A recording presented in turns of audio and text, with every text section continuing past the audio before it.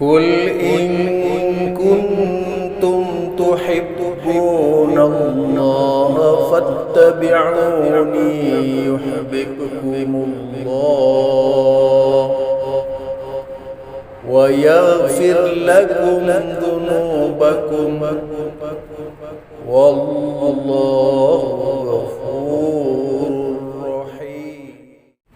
Assalamualaikum warahmatullahi wabarakatuh.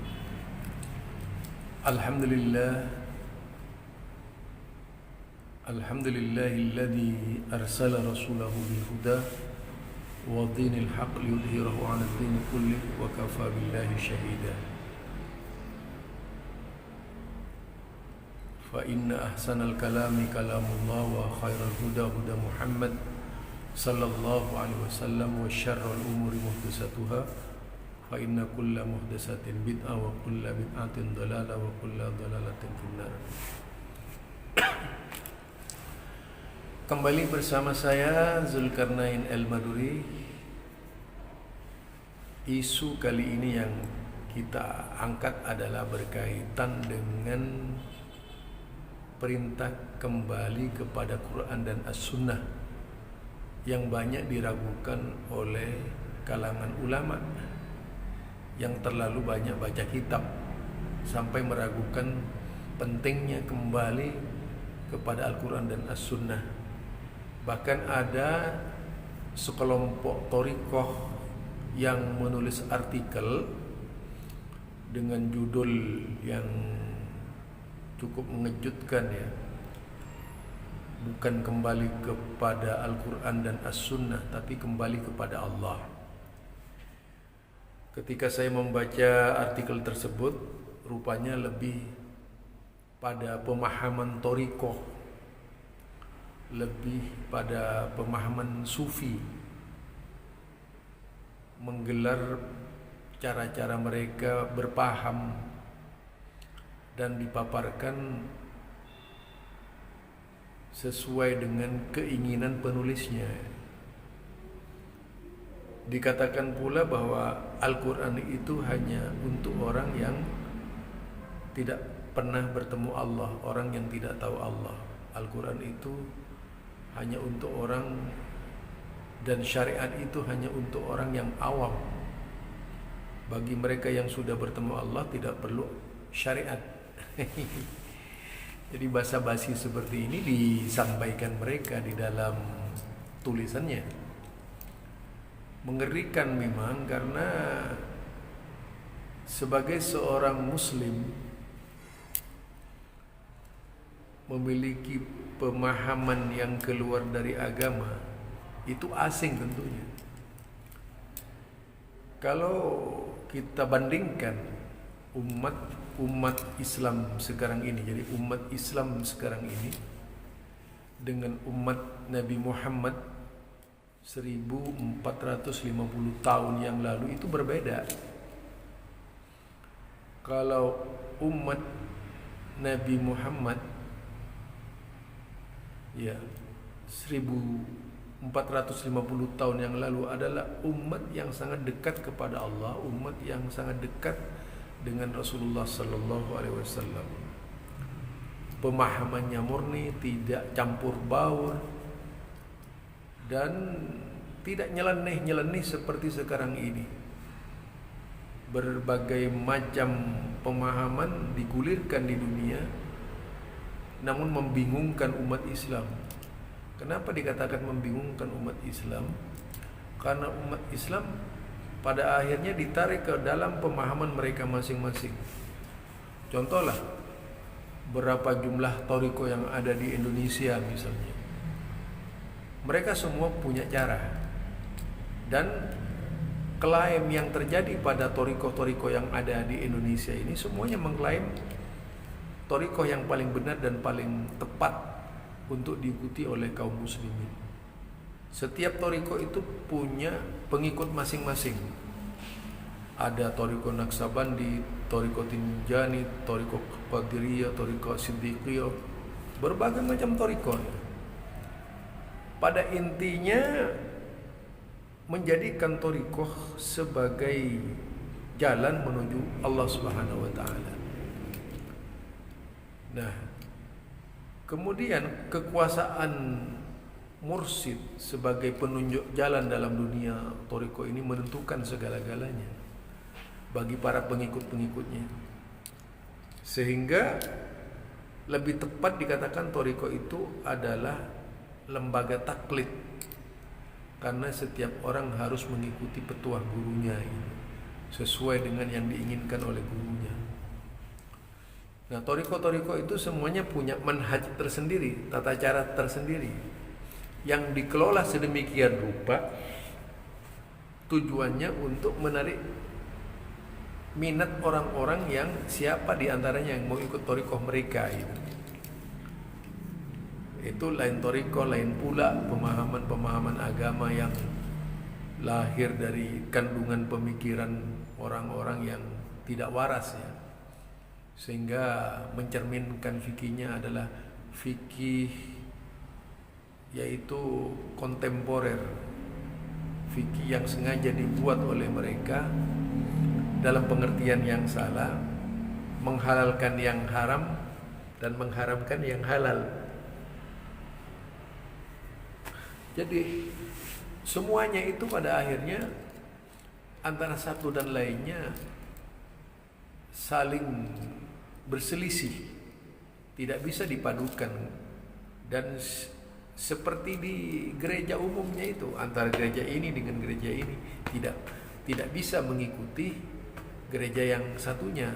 Nah, Islam juga bikin kotak-kotak, thariqah ini dengan thariqah yang lain nggak bisa berkumpul itu. Mereka punya jalan-jalan tersendiri. Lah, gaya Islam seperti ini tidak terkenal di zaman Nabi.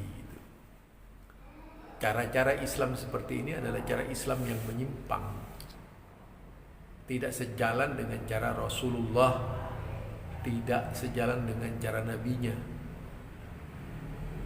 ya, tidak sejalan dengan Al-Quran, tidak sejalan dengan Sunnah.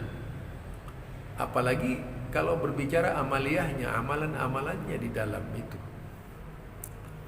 akan lebih ngeri lagi, karena tidak mencerminkan amalan yang biasa diamalkan oleh Rasulullah Sallallahu Alaihi Wasallam. Mereka itu punya kaifiyat tersendiri, mereka punya ayat sendiri. Nah, cara-cara seperti inilah yang melahirkan gagasan, pemikiran, yaitu pentingnya kembali kepada Allah, bukan yang dimaksud kembali kepada Quran dan As-Sunnah, bukan. Karena menurut mereka yaitu tadi merendahkan Quran, As-Sunnah, bahwa Al-Quran itu dan As-Sunnah itu hanya buat mereka yang tidak sampai pada hakikat. Ini menjadi salah satu yang cukup menarik ya di kalangan thariqah, menjadi tawaran gitu. Sehingga biasanya cara berpikir mereka ini ngelantur-ngelantur gitu. Ya, seperti umumnya pikiran mereka yang dirasuki jin, dirasuki setan itu, cara berpikirnya nyeleneh-nyeleneh gitu. Dan biasanya orang yang sudah sampai pada tingkat pemahaman seperti mereka itu ngelantur tak tentu arahnya, berbicara tentang Allah dan sebagainya. Biasanya lebih pada pandangan sudut-sudut filsafat itu ketika berbicara Allah. Sama dengan kelompok Asy'ariyah ya tentunya itu. Nah, kalau kita lihat cara tolak berpikir mereka ini, ya cara bertolak dari mursyidnya, tidak berangkat dari Quran, tidak berangkat dari Sunnah, tidak melihat sejarah, dan dipastikan pengikut Sunnah itu, ya, dipastikan pengikut thariqah itu tidak punya minat untuk kembali kepada Al-Quran dan As-Sunnah. Karena memang menurut mereka tidak ada kembali kepada Al-Quran dan As-Sunnah. Thariqah itu kan dibagi, yaitu thariqat, syariat thariqah, hakikat, makrifat. Nah, itu jadi syariat thariqah, hakikat, makrifat. Agama itu Islam itu dibagi menjadi 4, yaitu thariqah, syariat, hakikat, makrifat. Thariqah ini adalah tata cara yang dibuat oleh mereka, kemudian syariatnya sih dalam pengertian yang konkret, bukanlah syariat yang dimaksud adalah Islam itu sendiri. Konkret dalam definisi thariqah itu, yang kelak suatu saat akan sampai pada hakikat. Hakikat ini puncak dari segala kegiatan, dan lebih-lebih kalau sudah mencapai ma'rifah, ini yang dikatakan mengenal Tuhannya, sudah sangat kenal dengan Tuhannya, sehingga tidak memerlukan sandaran-sandaran lagi. Jadi pengertiannya thariqah seperti itu, ngelantur gitu ya. Biasanya sih kalau orang-orang thariqah itu berbicara kesaktian, berbicara yang gaib-gaib, berbicara yang ani-ani, itu pasti sudah penyakitnya kaum thariqah seperti itu. Kalau tidak berbicara gaib, ya berbicara yang raib dan sebagainya, itu menjadi konsumsi mereka di dalam menceritakan tentang kehebatan thariqah. Orang yang cerdas, di dalam Al-Quran itu kan ada istilah mencintai Allah. Tadi bagaimana cara mencintai Allah, ini diatur oleh Al-Quran dan As-Sunnah. Umat Islam disuruh berpegang teguh kepada Al-Quran dan As-Sunnah, itu perintah Nabi, bukan perintah kaum pendusta dari kalangan mereka yang mengatakan Al-Quran itu tidak diperlukan, hanya diperlukan oleh kaum thariqah tadi itu. Jadi itu yang aneh.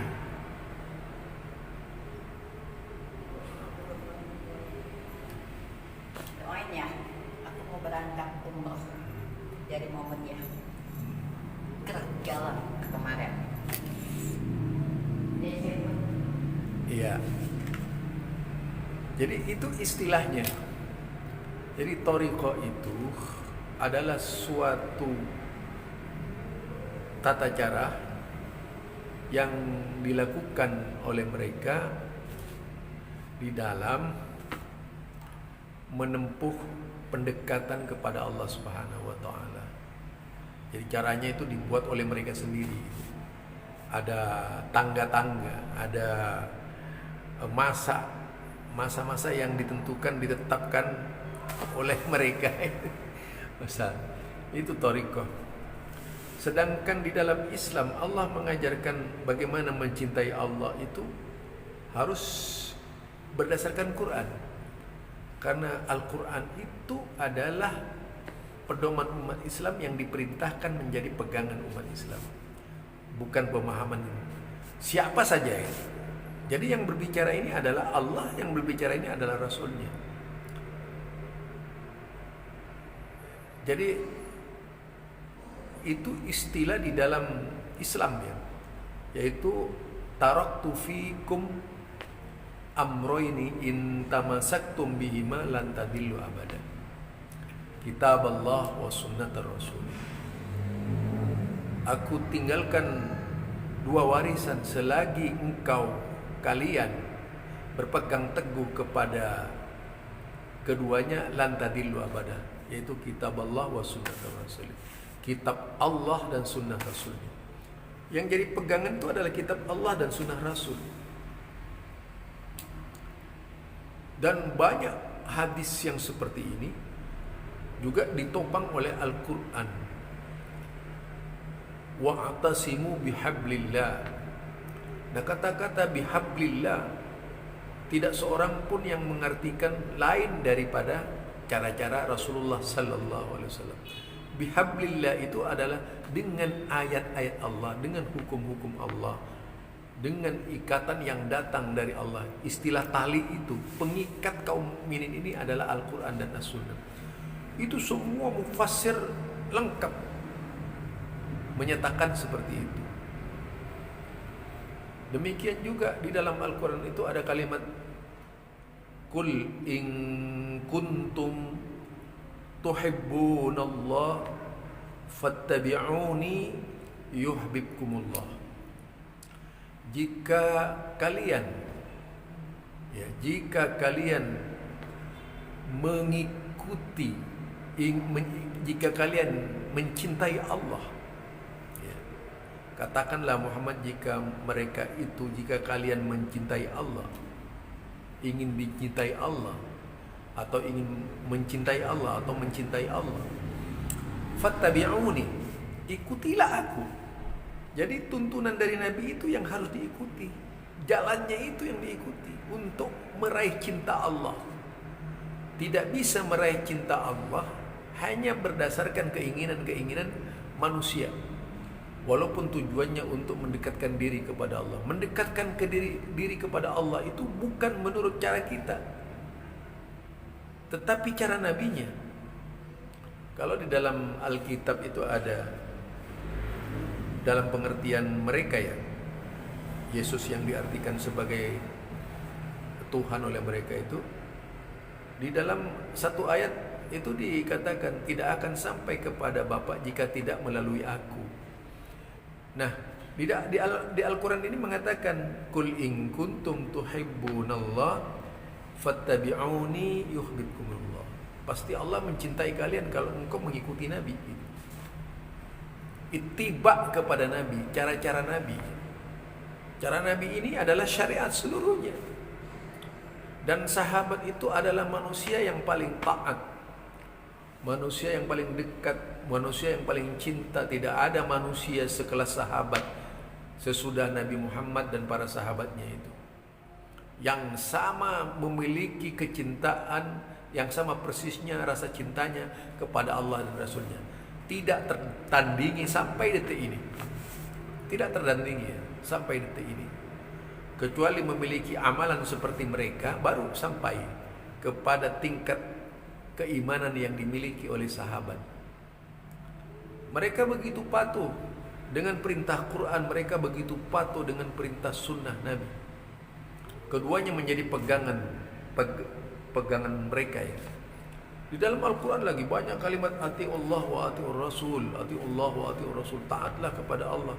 Bagaimana cara mentaati Allah kalau tidak berpegang teguh kepada Al-Quran? Bagaimana cara mentaati Rasul jika tidak berpegang teguh kepada Rasul? Kan begitu. Ayat begitu banyak di dalam Al-Quran. Jadi di sini nyata sekali bahwa perintah berpegang teguh kembali kepada Allah dan kembali kepada Rasul itu bukan sekedar nyanyian belaka, tapi perintah Allah dalam Al-Quran. Sampai diterangkan Syahrul Ramadan alladzi unzila fihi al-Quran. Itu memberitahukan itu hudan linnas wa bayyinatin minal huda. Kan begitu tuh ayatnya tuh. Ayat-ayat senada seperti itu banyak tentang Al-Furqan, tentang Alkitab dan sebagainya. Itu dalam Al-Quran. Intinya supaya seluruh umat manusia itu kembali kepada Alkitab, kembali kepada Al-Quran. Alkitab dalam hal ini adalah Al-Quran. Ya, adalah Al-Quran. Terdapat seluruhnya di dalam, yaitu Quranul Karim. Supaya umat Islam berpegang teguh kepada Quran Al-Karim. Itu. Nah, aneh kalau kemudian muncul seorang Muslim ya, yang anti Quran dan As-Sunnah itu tidak akan pernah sampai ke hakikat kebenaran ketika kita melepaskan diri dari Quran dan As-Sunnah. Apalagi misalnya hanya kembali kepada pendapat-pendapat kaul-kaul. Sudah pasti yang namanya kaul itu berbeda-beda. Itu tidak bisa menyatukan umat. Tapi kalau umat Islam punya iktikat kembali kepada Al-Quran dan As-Sunnah, itu bisa bersatu mereka, menyatukan diri. Tidak akan membuat kelas-kelas baru. Menyatukan diri dalam satu bingkai kesatuan dan persatuan, yaitu ukhuwah imaniyah yang menjadi bangunan dari Islam tersebut gitu. Jadi itu yang dimaksud saudara, bukan yang lain-lainnya. Artinya kembali kepada Al-Quran itu suatu keniscayaan, kembali kepada Sunnah itu suatu keniscayaan yang harus dilakukan oleh kaum muslimin. Terjadinya pemahaman kembali dengan arti lain kembali kepada Allah itu irji ila rabbiki radiyatan mardiyah, itu berarti orang yang mati. Fafiru ilallah itu disuruh bertobat. Ya. Jadi sekarang coba dalam semua thariqah apapun jenisnya, pada akhirnya mereka membuat tata cara tersendiri. Nah, tata cara sendiri ini bisa dikatakan sebagai agama yang diyakini oleh mereka, bahwa jalan mereka itu adalah jalan yang benar. Itu akhirnya terperosok ke dalam pemahaman seperti itu. Seperti kelompok-kelompok yang ada di dunia ini. Itu karena mereka mengandalkan cara berpikir mereka sebagai tolak ukur kebenaran. Mereka meninggalkan Quran, mereka meninggalkan sunnah. Jadi akibat besar dari meninggalkan Quran dan as-sunnah itu adalah perselisihan di tengah umat Islam. Tidak salah kalau dahulu kala itu ada intelektual Madura, Ahmad Wahid namanya ya. Itu penulis buku namanya Pergolakan Pemikiran dalam Islam, yang menyoroti pendapat-pendapat seluruh perbedaan yang terjadi dalam Islam. Seolah-olah terjadi kerancuan berfikir di tengah umat Islam. Itu akibat meninggalkan Quran dan as-sunnah. Jadi sebenarnya kalau bisa dituduhkan itu pemahaman terhadap fikih yang tidak dilandasi pemikiran kesadaran untuk kembali kepada Quran dan as-sunnah, itulah yang akan menimbulkan permasalahan di tengah-tengah umat. Soalnya fikih sudah berbeda-beda. Setiap orang punya fikih. Kadang-kadang mazhab itu hanya menjadi dasar untuk, yaitu melahirkan logika-logika baru dari mereka. Inovasi mereka itu. Jadi inovatif banget ya di dalam menciptakan pemikiran baru-baru itu. Akhirnya makin lama di dalam Islam itu padat dan syarat dengan kemungkaran yang berkedok agama gitu. Muncullah berbagai macam ajaran-ajaran yang tak seharusnya dilakukan oleh umat Islam. Barangkali ini subhanakallahumma wa bihamdika asyhadu an la ilaha illa anta astaghfiruka wa atubu ilaik. Assalamualaikum warahmatullahi wabarakatuh.